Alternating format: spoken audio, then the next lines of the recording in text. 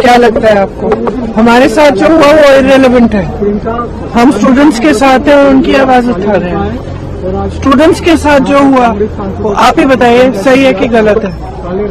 बच्चे हैं सारे, प्रोटेस्ट कर रहे हैं, कोई ऐसे प्रोटेस्ट नहीं है, जेन्युइन इशू है, जेन्युइन प्रॉब्लम है। सारे इस देश के सारे माँ बाप जानते हैं, इस देश के सारे स्टूडेंट्स जानते हैं, इस देश के सारी टीचर्स भी जानती हैं, सब जानते हैं। तो एक जेन्युइन मामला है, जेन्युइन इशू है। उस पे स्टूडेंट सिर्फ अपना अधिकार मांग रहे हैं और कुछ नहीं मांग रहे हैं। वो सिर्फ ये कह रहे हैं हमें अपना अधिकार दो। हमें कब? आप हर एग्जाम को क्या पेपर लीक करा रहे हो? बच्चे इतना संघर्ष करके पढ़ाई करते हैं, अपने लिए एक फ्यूचर देखते हैं, आप उस फ्यूचर को बिगाड़ रहे हो। आपने पूरी एजुकेशन बजट का क्या, आपने 1.4 लाख करोड़ पूरी एजुकेशन बजट है पूरे देश के यूथ के लिए, और अडानी जी और अंबानी जी को आप 16 लाख करोड़ आप मुफ्त में लोन माफी कर रहे हो। किसानों को कुछ नहीं, गरीबों को कुछ नहीं, स्टूडेंट्स को कुछ नहीं, और ऊपर से स्टूडेंट्स को इतना खर्चना पड़ रहा है, फैमिलीज को इतना खर्चना पड़ रहा है, लोन लेते हैं। सिर्फ नीट के एग्जाम में जो 22 लाख फैमिलीज है उनका खर्चा 1.32 लाख करोड़ है, almost equal to education budget. तो स्टूडेंट्स का जेन्युइन स्ट्रगल है, जेन्युइन समस्या है। वो सिंपली कह रहे हैं हमसे बात करो, हमारे लिए सिस्टम, हमारा सिस्टम बदलो।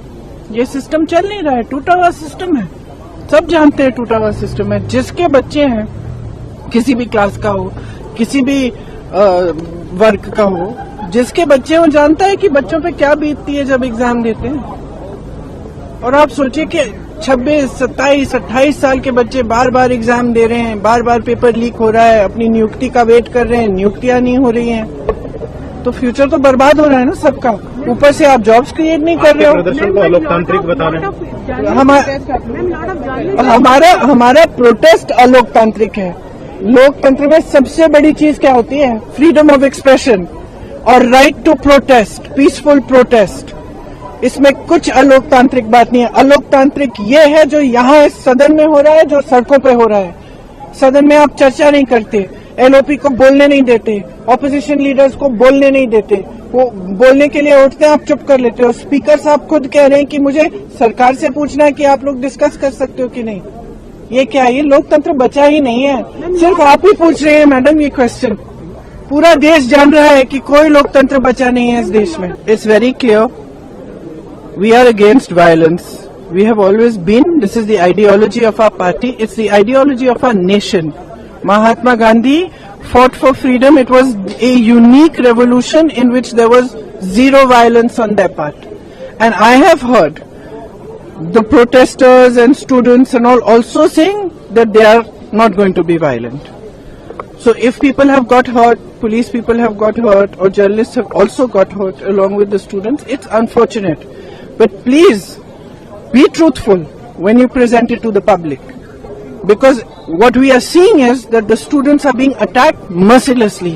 They are being beaten with lathis, they are being tear gassed, girls are being treated in an obnoxious manner, their clothes are being torn off.